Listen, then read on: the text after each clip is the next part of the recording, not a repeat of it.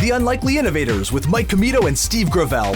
Presented by Cambrian R&D and the Center for Smart Mining. Mike, we've just come back from a long, meandering walk through old Montreal. We've shopped, we've dined, and now we're sitting down again for the latest episode of The Unlikely Innovators.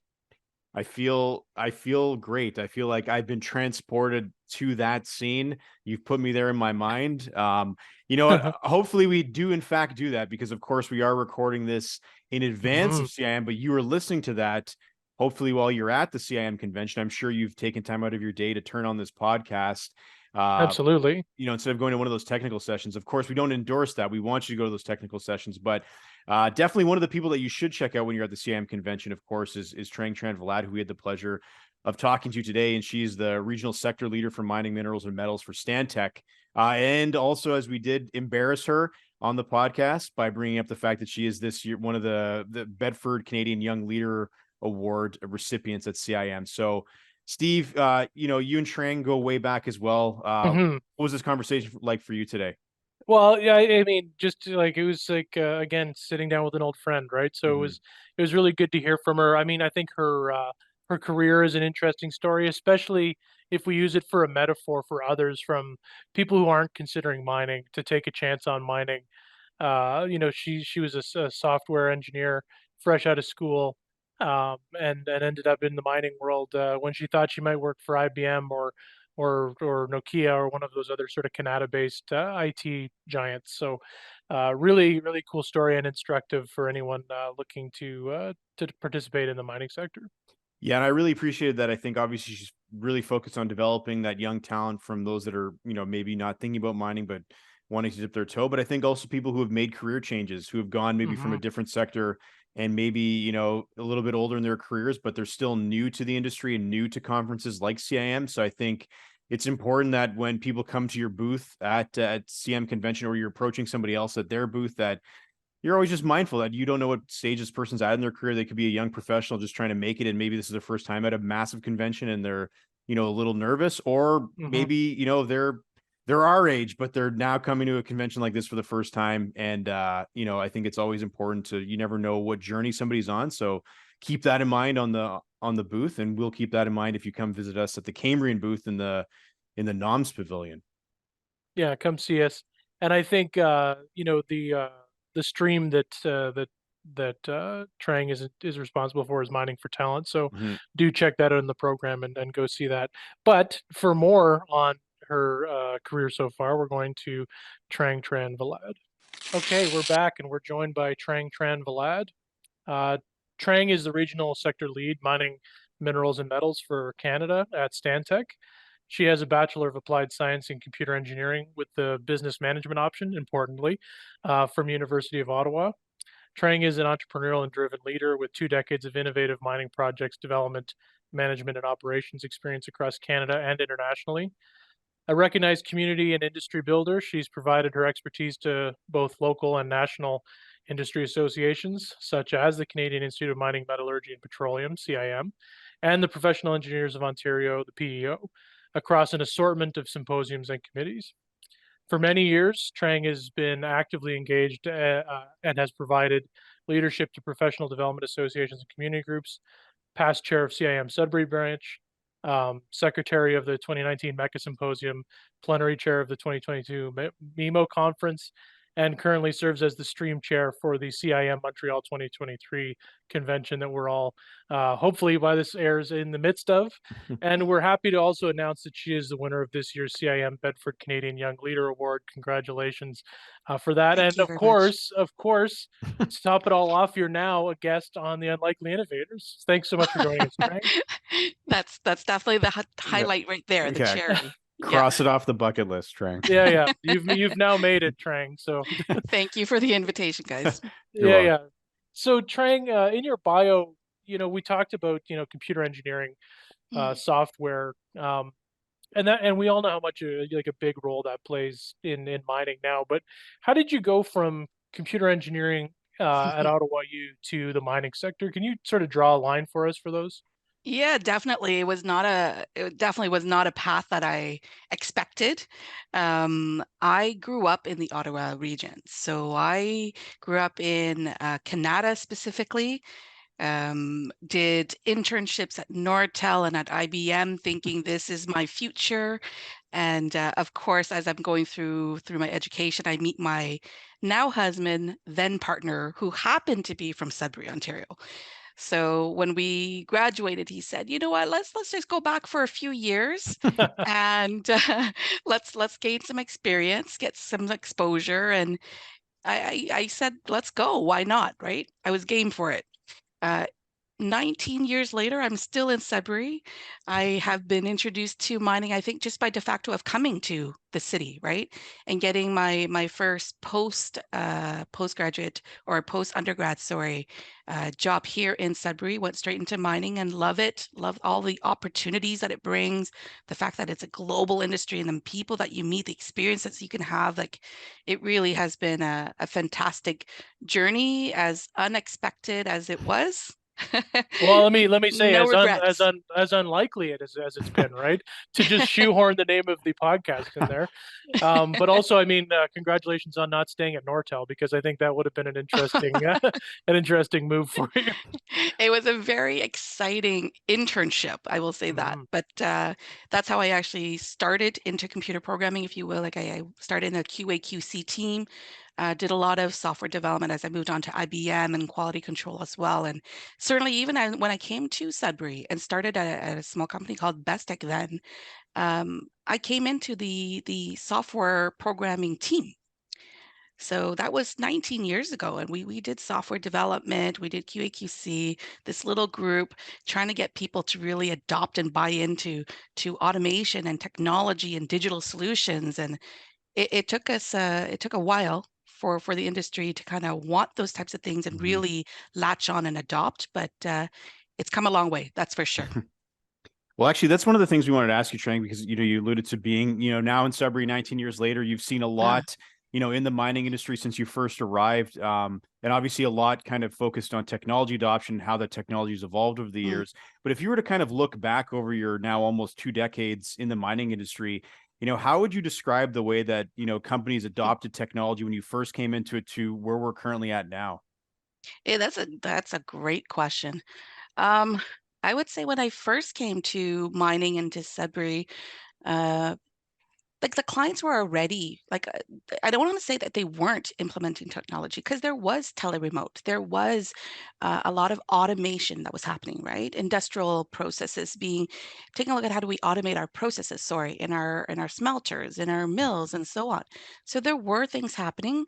There was a lot of, I think, uh, interest in the digital transformation, if you will. There was a lot of there was a period where we went through education, right? Just, if we looking at my own personal experience, because I was involved in things like ventilation on demand, we spent years trying to talk to people and in the industry about what does it mean truly when we say ventilation on demand. What does it mean to pull in instrumentations and sensors and have decision making, right, in real time based on that data points.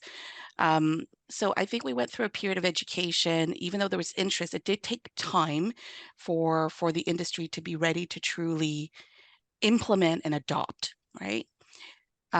Nowadays, when you take a look at developing a new mine, when you take a look at even optimizing existing operations, brownfield operations, things like communications, things like battery electric, or we'll just call it GEV in general, right? Green electric and decarbonization, net zeros. These are all like standard things that must happen so that the company can be competitive, so that we can have our social license to operate. These are no longer really considered optional. So I think that has really pushed the industry forward. There's still a lot to be done, of course. Like, they're still going through evaluating, well, what are the standards that we should be having? What are the better technologies? Like, we're not fully there yet, but I do see the industry actively working towards developing these roadmaps. I'm actively working in trials and proof of concepts and moving things forward.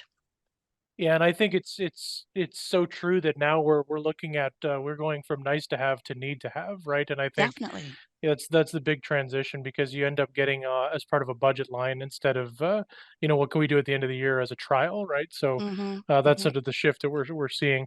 Um, You have such an interesting title at your position with Stantec. You're the regional sector lead for mining, minerals, and metals. Could you talk about? I want to give you an opportunity to talk about what you're doing at Stantec and what you're doing, sort of, as there's this huge new demand now we're talking about in the critical mineral, what's termed the critical mineral space.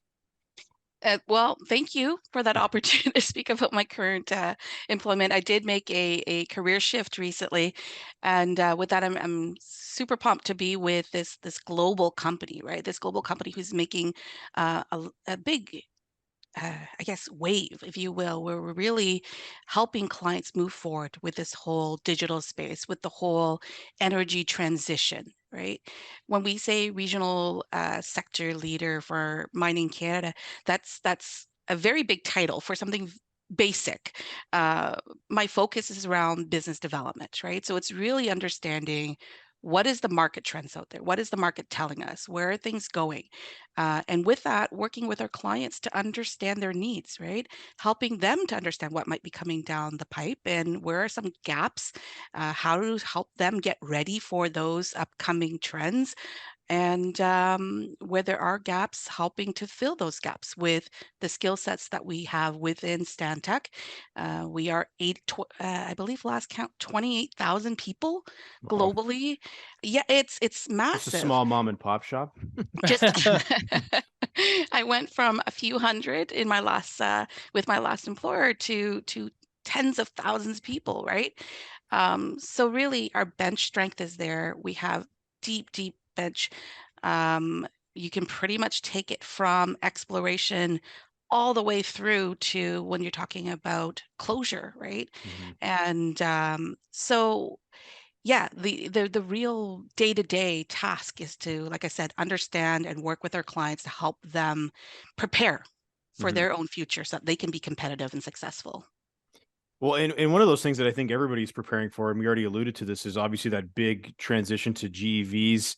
And Yeah. obviously in your portfolio, you're focused on, the business development when it comes to mining minerals and metals. But Mhm. we know that, especially being here in Sudbury, that when it comes to critical minerals, like this is what's critical to helping make that transition to clean tech and into EVs. So like big picture wise, like how do you fit within that larger, role that Stantec has is trying to become a big part of that EV transition when it comes to adopting, planning, for that new technology? Well, I'm a very small fish in a big pond. We'll put it that way. Very Um, humble. No, no, not at all. I really do feel that when I am within the Stantec organization. Like I recently, I think, updated my LinkedIn profile to say people connector, and I mean that because there is so much that I can learn, and I have still so much more to learn, especially in a space that is evolving. Right? It's very dynamic. It's constantly evolving. New guidelines, new specs, new regulations, etc. So for me, I think that my biggest role or my contribution, Mike, to your question is really to connect our clients with those subject matter experts that we have within Stantec, right? Understanding if this is your particular challenge or this is where you need support, um, let me find you the right people to have that conversation with that can truly dive in or that have invested years, right, in the training, in the development of some of those standards, in amassing that experience and knowledge, if you will. So yeah, I would say that that's where I play. In addition of course, like I said earlier, maybe two questions ago, just understanding generally the trend, where it's going and where we need to be focusing and Mhm. investing in ourselves. Well, and I think that's such a like this is a personal opinion of mine, but I think you have the most exciting part. I mean, those subject matter experts, they get down in the trenches, they put the they like do the sort of like solution development and have their heads down. I love like you get to talk to people about essentially their technical problems and challenges, which is I think sometimes the most exciting part when we're looking at Mm. like transitions, because you have enough, like you have a solid technical background that you understand what they want, and then you have to sort of fit that with the people you have on your team, right? Yeah, it's I'd like to think of myself as in the middle between that introverted engineer and the extrovertedness that I need, I think, to be able to communicate and to be able to, at times, translate between technical speak and what our stakeholders, what our clients, what the industry is in that language, if you will, right?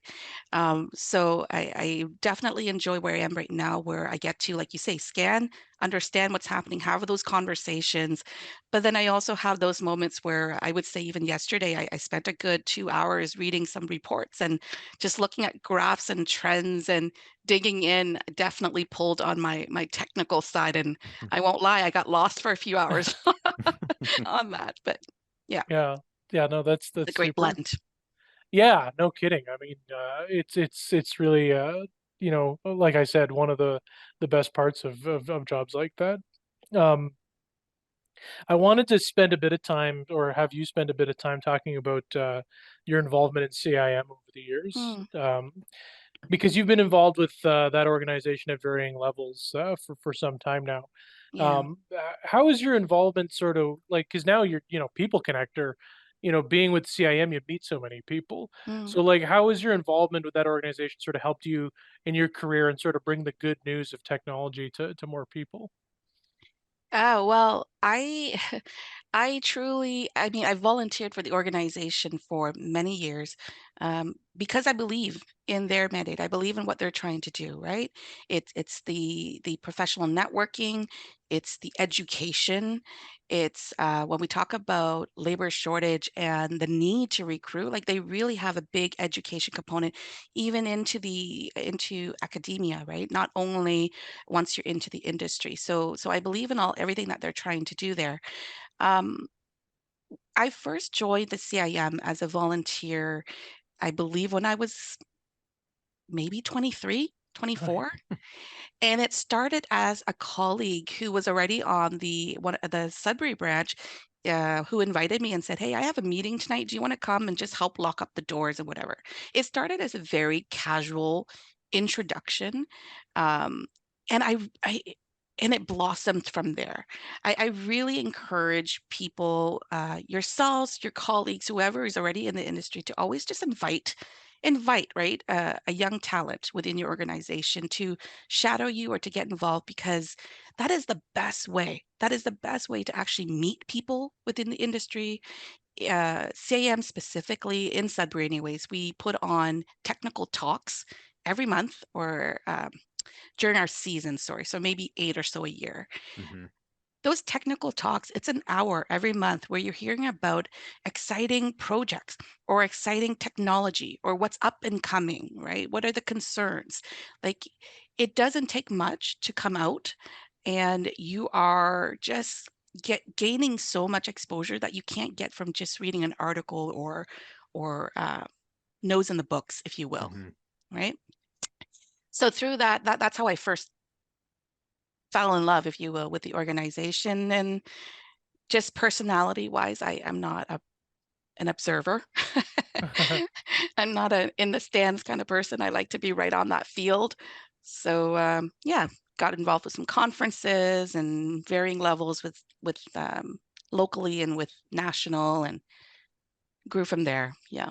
Yeah, I always remember one of our uh, one of our faculty members here, Kate Bruce. Oh If she yes. listens to this episode, she'll know what I'm talking about. But um, she used to mandate her students going to some of those CIM events, and I always thought it was so funny because they were actually getting graded on it.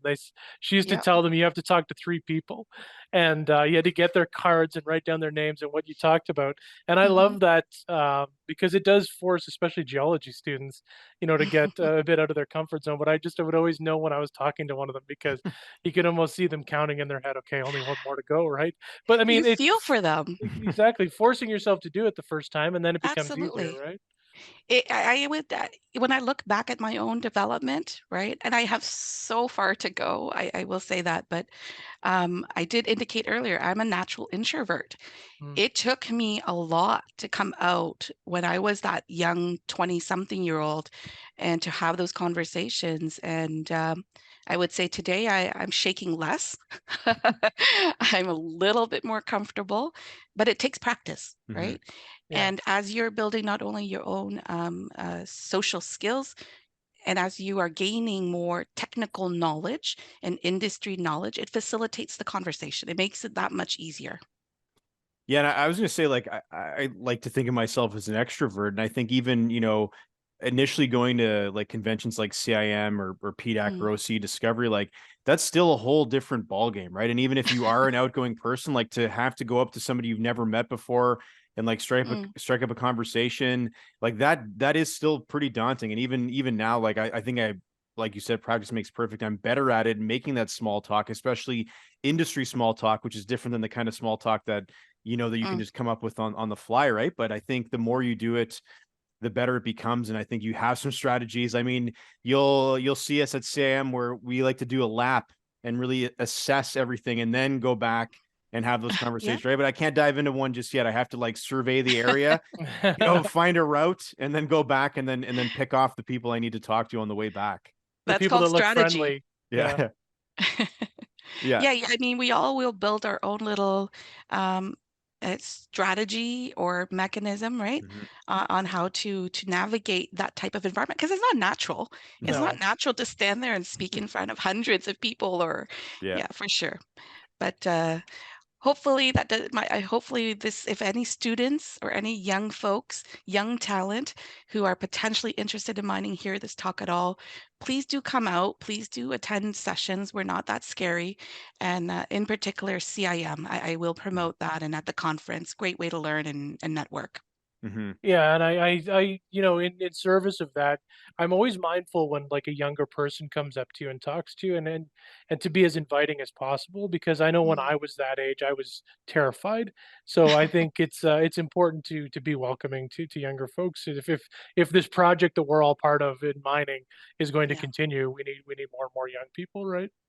Actually, I will expand. Let me go back. I keep saying young folks, but if I really was inclusive, it's not always about No, age, true. right? It could be new to industry. Yep. It's Hmm. wherever you are in your stage of life. If Very you true. don't have the network yet, please do come out. Absolutely. And then mining needs that because we need more and more Absolutely. perspectives, right? Perspectives and expertise. Well, as our technology evolves too, right? And as we look at putting in green energy vehicles, as we look at more artificial intelligence and the transferability, sorry, of skill sets, um, that actually opens up a whole new resource talent pool that might have already finished or are midway through a career in another industry. Uh, like really it's not always about straight out of school graduates and starting from juniors even though we love that demographic. Yeah, There's yeah. this whole other talent pool that we should be tapping into and attracting to our industry, right? Great point. Mhm. Well, Trang, we do have to embarrass you a little bit, and I know the Steve already has alluded to it, but Oh. is we're gonna make you talk about the Bedford Young Canadian or Bedford Canadian Young Leader Award Mm, that by the time this conversation's out, you will have formally received at the CIM convention. So I know that people don't like talking about these accomplishments, but I think it's something that obviously you should be proud of and you should talk about. So maybe I'll preface it by saying if you could talk about what that award is, and what does it mean to you to be recognized by your colleagues in that way this year? oh. That's good.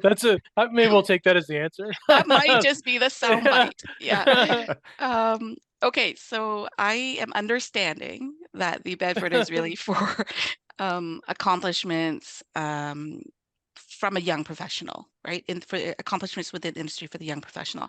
I was at first surprised because um, I should share this. I shouldn't because I don't want to embarrass them, but I do have teenagers, and I did share with them that this was coming up, and they questioned the young part heavily.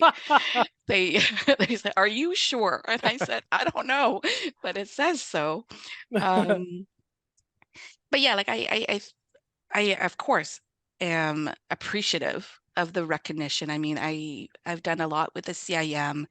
I believe that I've put in a lot of effort with respect to supporting women in mining, but also young professionals as a whole, right? Not and hopefully that translates in my words and what I've shared so far already. But it is humbling to be recognized that way. And when I look at some of the peers or some of the other folks who are receiving it, it's you kind of question while you're there. But regardless, I am appreciative, especially this year. It's extra special as I get to celebrate it with my colleague Kevin Bromfield, who's also a recipient. So we'll get to share that stage when it happens and have a celebration together.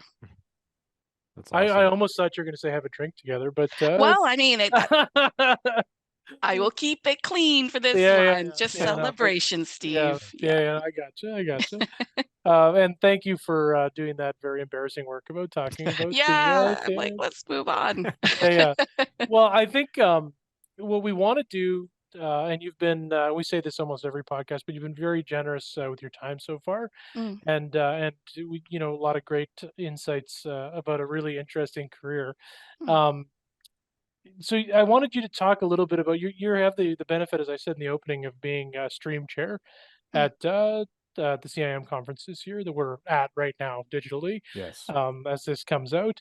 Um, can you talk a little bit about some of the, I would say highlights, but I mean, people can obviously go to the conference manual to find out. But what do you think is buzzing around the floor, or Mm. will have buzzed around the floor by this point as far as topics and highlights go? Well, I mean, if you've taken a look at the website and you've looked at some of the plenary sessions that are scheduled, right? There's a lot that's focused around the decarbonization, the net zero. Um, so I really do think that there's going to be a lot of follow-on conversations on that. Hopefully, they've been thought-provoking. As you know, that this is recorded pre-conference, so I'm making some predictions here. But Yeah. certainly, decarbonization, the role that technology can play within that. I think that will come a long way. I believe on Wednesdays there's also a related decarbonization, but financing talk, which could be of interest as well to many, because it's really, yes, we know we want to do this. The value of decarb, we know, but how do you translate that so that the investments come in so we can move forward, right? So that could be a really interesting talk that brings in a lot of audience. Selfishly speaking, or I should say, if I was to turn that back to myself, my session is called Mining for Talent.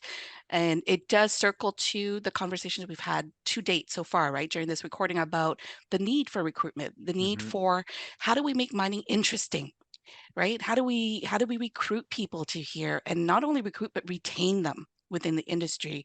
What kind of technologies and software can we use to teach mining, better teach mining, educate people on the importance, but also the all of the things that are interesting about the work Hmm. that we do. Um, and really, and also, I should say, there are 3 panels that are scheduled as part of the Mining for Talent stream. There's one that's geared for women in mining. There's one that's geared around multiculturalism, right? So, yes, women in mining and that diversity is important. Multiculturalism, right, is the second part. And then there's a third panel that's geared around, and I want to make sure I get this term properly, 2 SLGBTQI plus, right? So we're really talking about the spectrum, and of course there's more than that, folks. But the conference is only 3 days long, Mhm. so a panel per day, trying to break down that have some honest, some crucial conversations, and see how we can break down some barriers. That's great. I know that Steve and I are looking forward to being there because by the time this episode comes out, we are there. We're in Montreal. One question we wanted to ask you, and I'm going to put you on the spot. Last year at this time, we had Doris Chaim Galvez, who is also a big part of the CIM convention Okay. last year when it was in Vancouver, and of course she is a Vancouver resident, so she obviously had her own take on what to do in Vancouver Oh, as somebody who's lived there. But obviously, you know we're going to be in one of the greatest cities in Canada for the mm, conference. Obviously, we're going to spend most of our time on the floor in the technical sessions, doing the evening events as part of the convention. yeah. But for you, Montreal, is there anything that sticks out outside of all the great activities that CM has planned that you plan on doing, or where do you? Well, I'll leave it to you. I, the convention itself, it's at the Palais de Congrès, right? Which is very, very close to Old Montreal. Mhm. So if you haven't been, there's a lot of fantastic restaurants, and the food scene is amazing. Do take that walk, right? It's only, I think, 5-10 minutes away. Take that walk. check out that area. It's even just the atmosphere. It's like you're back in Europe. It's really, Mhm. really gorgeous. Take that moment, and if you like shopping, like I do, it's definitely a city to check out from that aspect. Yeah. Yeah. There you No, go. Well, I mean, I think all the pilots that'll be flying everyone back will be happy that all the wallets are lighter as a result of having gone to Don't blame me Montreal. though. yeah. Don't blame Yeah, me. yeah. No, that Okay. and thank you for that, Trang, and thank you for being with us today. I'm sure this is going to be a great time at CIM in Montreal this year. But it was just really great you sharing your story with us and telling us about how far you've come since you've chose a man that was in mining and then chose mining No, as a result. But thank you for being yeah. with us. No, thank you for having me. And yeah, you never know where life takes you, so Yeah. be open to possibilities. Thanks Absolutely. so Well, much. thanks again, Trang. We'll see you next time in person in Montreal. Yep, looking forward to it, guys. I'm hoping that we have taken Trang's advice and have made a Yeah. foray into old Montreal at some point before we get back. When I was in my mind laughing because I don't think I've shared this story on the podcast before, but you might have heard this, Steve. The last time I was in Montreal, I was with my father-in-law. We were there for Yes. the NHL draft and then Jazz Festival, which is actually like I was skeptical of Jazz Fest at first. But it's actually the best. If you've never been to Montreal for Jazz Fest, it's basically like a week. No, it's more than a week. It's like 2 weeks worth of concerts that the city in partnership with a bunch of partners from Rogers to I forget. I no point in naming them because I can't remember them. But all these concerts are free. So it's incredible. But anyway, that's not what I was getting at. Is the last time I was strolling through old Montreal, my father-in-law and I were going through shops. He was trying to find gifts for his grandchildren, and he's of the vintage where he likes to haggle, and I can't do that. As much, I was No. talking about how I'm an extroverted guy, but conference small talk I'm getting better at it, but like haggling on prices is just something that I can't do it.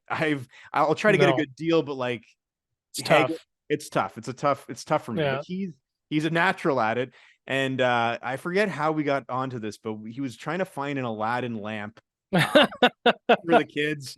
And somehow they had these Aladdin lamps in these stores in old Sure they Montreal. did. And we went to several shops, tried to get the best price. Sorry, hold on. There were Aladdin lamps in more than one store? Multiple lamps, multiple Like shops gift along. shops? Like little Oh gift yeah, like shops? I Yeah. mean down those like cobblestone streets, Yeah, yeah, like, yeah. and it does feel like you've been transported back into Europe in some of those areas. And yet they have these souvenir shops that are just full of random knickknacks. And Tchotchkes. yeah, and so he found these lamps. Long story short, because I don't want to bore the listeners, that after finding several different lamps at several different stores and then going back to several of those stores several times, Playing them off each other. playing them off each other, he still didn't buy any of the lamps, but we got to see old Montreal, so it was still a good There you time. go. Yeah. The destination was worth the journey. It really was. And I mean, that was in July, so like there was some beers in between those stops, Oh yeah. thankfully, so we stayed hydrated. But yeah, Yeah. definitely old Montreal is a place to check out. The one thing that I'll say that I'm hoping that by the time this airs I've done is that I've been to Montreal now several times, never been to Schwartz's Deli. Mm. So hoping that we can cross off a smoked meat sandwich at some point. We're But we'll it's see. on the list, so we'll hit it for sure. Last thing before we go, Steve, where do you rank Montreal as far as Canadian cities go? Yeah. I mean, I think I've heard that it's the closest you can get to Europe without leaving Canada, but I've also heard that about Quebec Quebec City, and City, I've yeah. not been to Quebec City. Um, like obviously, God, without getting hate mail, like it's a beautiful, beautiful, multifaceted, multicultural city. I've not been to a sporting event there. Hmm. But I have been there a few times. One of them when I was considering which university to go to. So I toured McGill's campus, which again, stunning, beautiful Hmm. place, great part of town as well. Um, where I would rank it, like I'm so boring. Like I still love Toronto. Yeah. When we went to Vancouver for CIM, I'd only been there sort of in passing before. Like that was beautiful. You know what? I'll answer this on the next pod. Oh, After I get my mind refreshed. I haven't been there in probably almost a decade. So Oh, okay. See, I think I've had the luxury of going to Montreal, not often, but a couple times, and it's definitely one of my top 3 cities. My hot take will be that Toronto's not in my top 3. whoa, Yeah, it's still a great city, but I feel like there's some other places. Montreal's enough. at the top of the heap yeah. ish. I Sturgeon would say like Falls. I've never Sturgeon, like Cartier is great at this time of Yeah, year. yeah. But no, it's tough. But we're fortunate to be there, and obviously very looking forward to the CIM Convention. So again, I know that this is coming out on Tuesday, so you're already in the mix. But hopefully you've had the chance to check out some of the talks throughout the week. Check out Trang's session that she's chairing, and also yeah, just enjoy your time, and hopefully you have some good conversations. If everything goes well for us, you can come visit our booth and experience a putting green. But if it isn't there, you'll know that we got shut down. Bye, everyone.